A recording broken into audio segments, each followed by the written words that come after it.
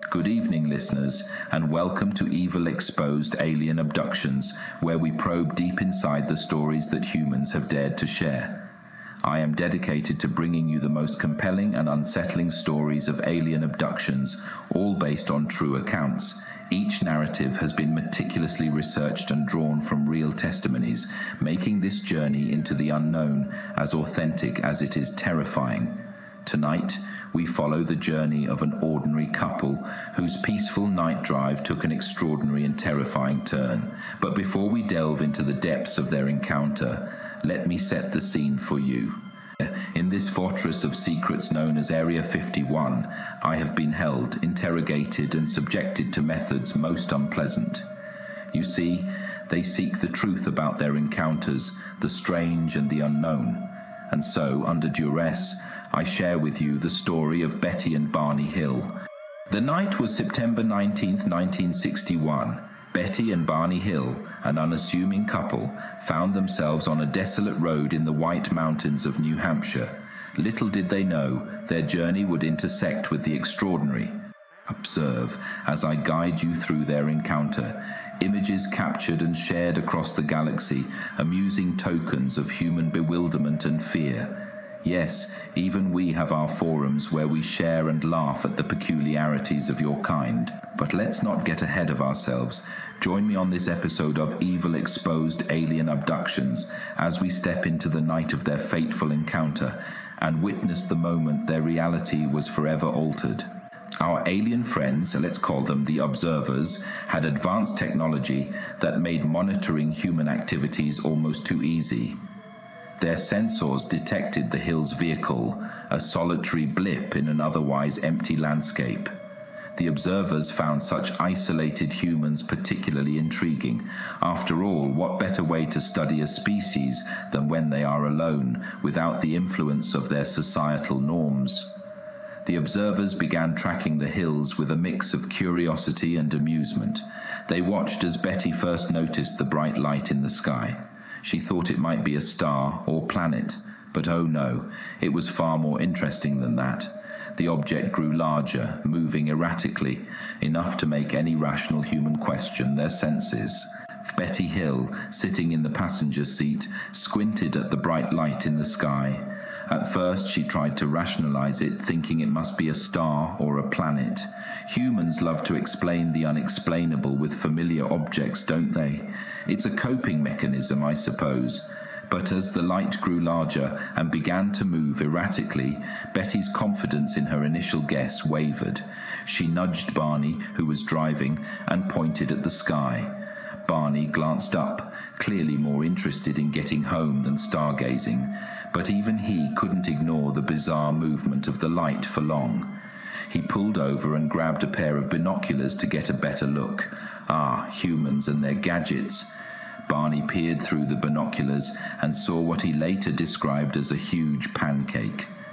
Yes, a pancake. I find it amusing how often humans compare advanced technology to their breakfast foods. Pancakes, flying saucers. It's always something round and comforting. Betty's mind raced as she tried to make sense of what they were seeing. She wanted to believe it was just an airplane or a weather balloon, anything but an alien craft. Yet the object's erratic movements defied all her rational explanations. Meanwhile, up in the craft, the observers watched with keen interest. They found it quite entertaining how humans reacted to their technology. Barney's huge pancake comment was particularly amusing. If they ever had to probe him, which they did, they'd probably call it getting the needle from the pancake crew. Betty and Barney both felt a strange urge to get back into their car and drive away, but they were also inexplicably drawn to continue observing this mysterious light. It was as if their curiosity outweighed their fear, another fascinating trait of humans. As they stood there, transfixed by the light in the sky, little did they know that their lives were about to change forever. The observers decided it was time for closer contact. As the craft descended closer to the Hill's car, its lights illuminated the surroundings with an eerie glow. The observers, those curious beings inside, decided it was time for direct interaction. Using their telepathic abilities, they reached out to Betty and Barney's minds. Telepathy, you see, is a fascinating tool. Not only can these beings project thoughts into human minds, but they can also read emotions and intentions.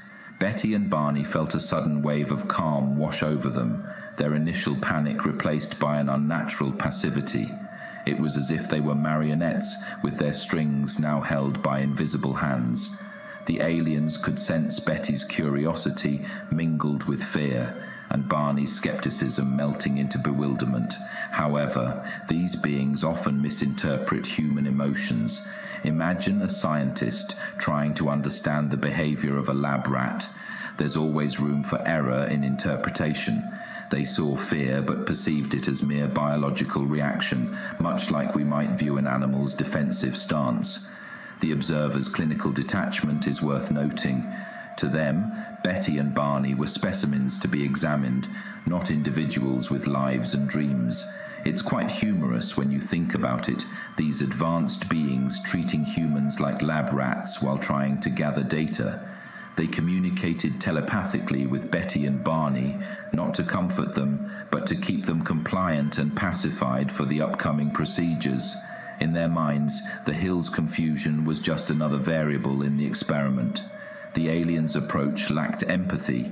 They viewed human reactions as data points rather than expressions of complex emotions. To them, everything was about observation and control. Betty and Barney stood there, motionless and passive, their thoughts now open books for the aliens to read. The craft hovered above them like a silent sentinel, casting long shadows in the night. So there they were, two humans under the influence of alien telepathy, their will overridden by forces beyond their understanding. The aliens prepared for what came next with the same detachment one might have when preparing to dissect a frog in biology class. Once the observers had subdued Betty and Barney, they were taken aboard the craft.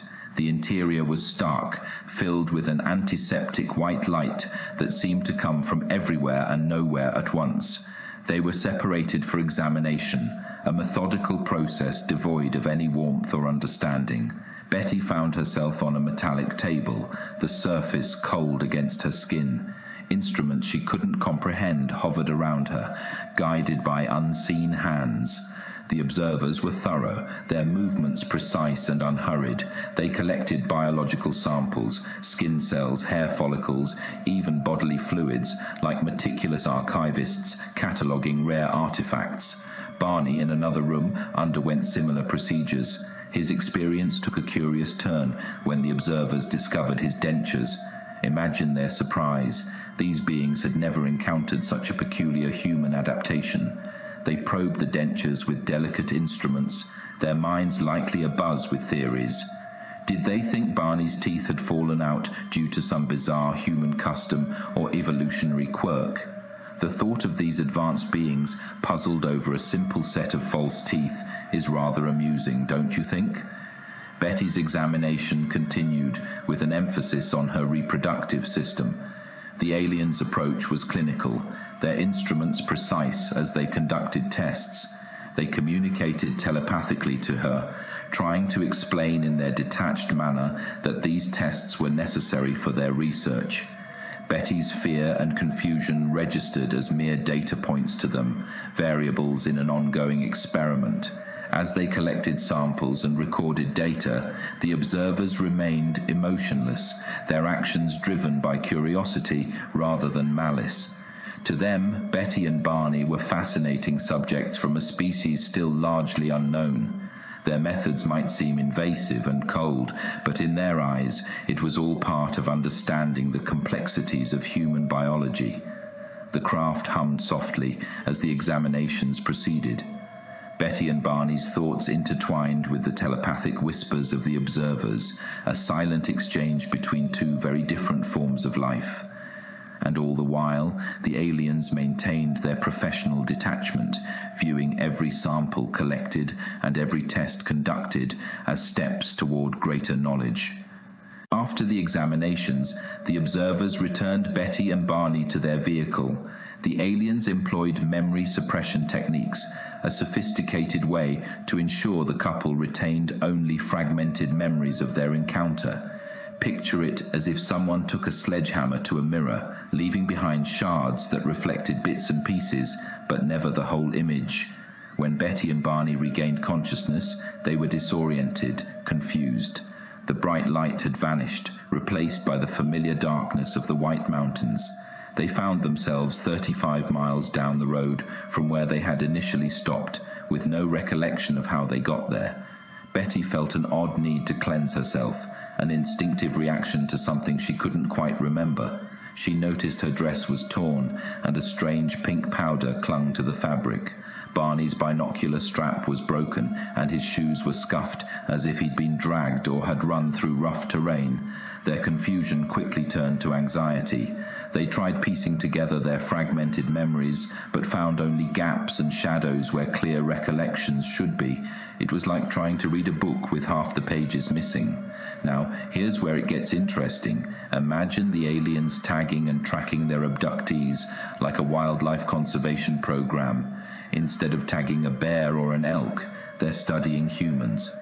Perhaps they have some cosmic clipboard where they jot down notes. Specimen 43B exhibits unusual dental prosthetics, or Subject 29A shows signs of reproductive health. It's almost comical when you think about it. Advanced beings treating humans like exotic animals in a galactic zoo. And yet, for Betty and Barney, the experience was anything but amusing. Their physical evidence, the torn dress, broken binocular strap, scuffed shoes, became tangible reminders of something extraordinary and terrifying.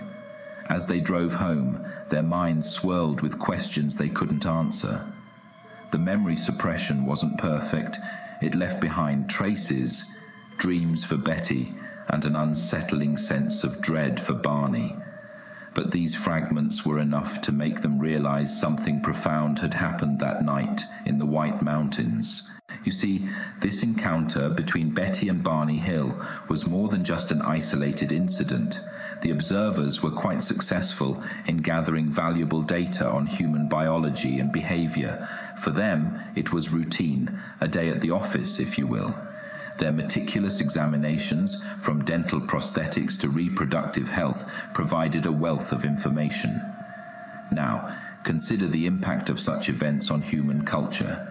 This case, like many others, has woven itself into the fabric of human mythology and stories about alien encounters. It sparked debates, books, movies, an entire subculture dedicated to the unknown. Humans have a remarkable way of turning the extraordinary into folklore. These missions, from the perspective of the aliens, are akin to humans conducting wildlife studies. Tagging, tracking, observing, it's all part of their scientific curiosity. Just as humans might track the migration patterns of birds or study the social behaviors of primates, these extraterrestrial beings study you. And let's be honest, humans do provide endless material for study with your unpredictable antics. Think of Earth as a favored spot in the galaxy, a cosmic playground for various species to visit, study, and sometimes amuse themselves with your curious ways. From an interstellar viewpoint, it's a place where the line between observer and observed blurs frequently. So next time you gaze at the stars and wonder if someone is looking back, remember, Earth remains a popular destination for those beyond your world. Whether they come to learn or simply watch the show that is humanity, you never fail to provide a fascinating spectacle. Thank you for joining me for today's episode of Evil Exposed Alien Abductions. I have been your host, Zarnok. If you would like to keep me locked up in this cell telling real accounts of alien abductions, please hit the like and subscribe buttons. Thank you and have a good evening.